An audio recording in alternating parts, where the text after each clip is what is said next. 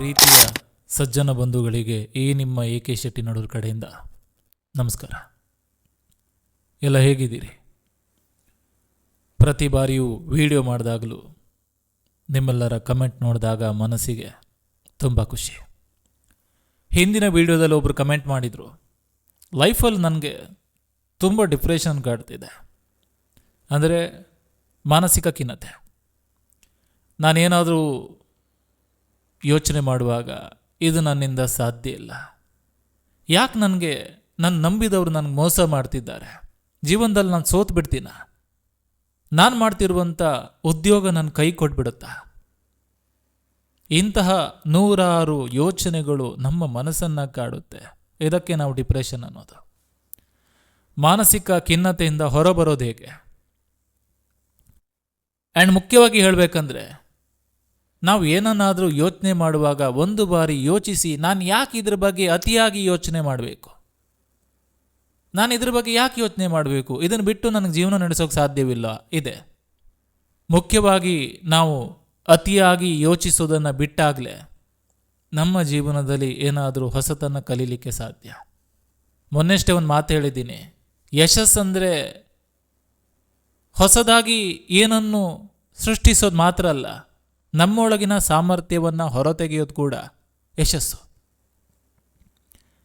ಜೀವನದಲ್ಲಿ ನಾವು ಅತಿಯಾಗಿ ಯಾವುದರ ಬಗ್ಗೆನೂ ಕೂಡ ಯೋಚನೆ ಮಾಡಬಾರ್ದು. ಅತಿ ಅನ್ನೋದು ಅತಿಯಾಗಿ ನೋಯಿಸ್ತದೆ. ನಮ್ಮ ಬಗ್ಗೆ ಯಾರಾದರೂ ಮಾತಾಡಿದರೂ ನಾವು ತಲೆ ಕೆಡಿಸ್ಕೊಳ್ಬಾರ್ದು.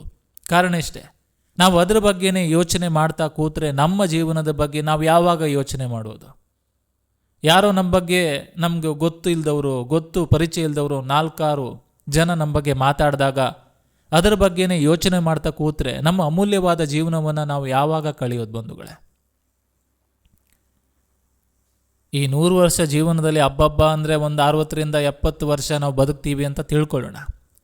ಈ 60ರಿಂದ 70 ವರ್ಷ ನಾವು ಬದುಕಿದ್ರೆ, 100 ವರ್ಷ ಬದುಕಿದ್ರೆ ಸಂತೋಷ ಬಿಡಿ, ನಾನು ಅದ್ರ ಬಗ್ಗೆ ಮಾತಾಡ್ತಿರೋದಲ್ಲ. 60ರಿಂದ 70 ವರ್ಷ ಬದುಕ್ತಿರುವಾಗ ನಮ್ಮ ಜೀವನದ ಕೊನೆ ತನಕ ಇನ್ನೊಬ್ಬರ ಬಗ್ಗೆ ಯೋಚನೆ ಮಾಡ್ತಾ ಕೂತ್ರೆ, ಅವ್ರು ನಮ್ಮ ಬಗ್ಗೆ ಯಾಕೆ ಆ ರೀತಿ ಮಾತಾಡಿದರು, ನಾನು ಅವನಿಗೆ ಏನು ಮಾಡಿದ್ದೆ ಅಥವಾ ನಾನು ಅವಳಿಗೆ ಏನು ಮಾಡಿದ್ದೆ, ಅವ್ರ ಬಗ್ಗೆನೇ ಯೋಚನೆ ಮಾಡ್ತಾ ಕೂತ್ರೆ ನಮ್ಮ ಜೀವನದ ಬಗ್ಗೆ ನಾವು ಯಾವಾಗ ಯೋಚನೆ ಮಾಡೋದು? ಮುಖ್ಯವಾಗಿ ಜೀವನದಲ್ಲಿ ಯಾರ ಬಗ್ಗೆನೂ ಕೂಡ ನಾವು ಯೋಚನೆ ಮಾಡಬಾರ್ದು, ನಮ್ಮ ಬಗ್ಗೆ ನಾವು ಯೋಚನೆ ಮಾಡಬೇಕು. ನನ್ನ ಜೀವನ ಅದ್ಭುತವಾಗಿದೆ, ಇಂಥ ಜೀವನ ಕೊಟ್ಟಿದ್ದಕ್ಕೆ ಆ ಭಗವಂತನಿಗೆ ಒಂದು ಥ್ಯಾಂಕ್ಸ್ ಹೇಳೋಣ. ಮಾನಸಿಕ ಖಿನ್ನತೆ ಅಂದರೆ ಇಷ್ಟೇ ಬಂಧುಗಳೇ, ಯಾರ ಬಗ್ಗೆನೂ ಕೂಡ ನಾವು ಅತಿಯಾಗಿ ಯೋಚನೆ ಮಾಡಬಾರ್ದು. ಯಾವುದೇ ವ್ಯಕ್ತಿ ಇರ್ಬೋದು ಅಥವಾ ವಸ್ತು ಇರ್ಬೋದು, ಅದು ನಮ್ಗೆ ಸಿಗಲ್ಲ ಅಂತ ಗೊತ್ತಿದ ಮೇಲೆ ಅದ್ರ ಬಗ್ಗೆ ನಾವು ಜಾಸ್ತಿ ಯೋಚನೆ ಮಾಡಬಾರ್ದು. ಇಷ್ಟೇ.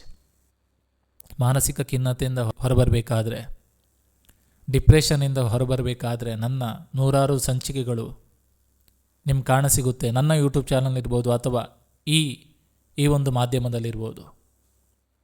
ಎಲ್ಲರಿಗೂ ಕೂಡ 100 ಸಂಚಿಕೆಗಳಿದೆ ಅಂತ ಹೇಳ್ತಾ ಮತ್ತೆ ಮುಂದಿನ ವೀಡಿಯೋದಲ್ಲಿ ಸಿಗ್ತೀನಿ ಅಂತ ಹೇಳ್ತಾ, ಈ ನಿಮ್ಮ ಪ್ರೀತಿ AK ಶೆಟ್ಟಿ ನಡೂರ್ ಕಡೆಯಿಂದ ಧನ್ಯವಾದಗಳು. Thank you so much. ಮತ್ತೆ ಮುಂದಿನ ವೀಡಿಯೋ ಕಂಟೆಂಟ್ ಯಾವುದಿರಲಿ ಕಮೆಂಟ್ ಬಾಕ್ಸ್ನಲ್ಲಿ ತಿಳಿಸಿ. ಧನ್ಯವಾದಗಳು.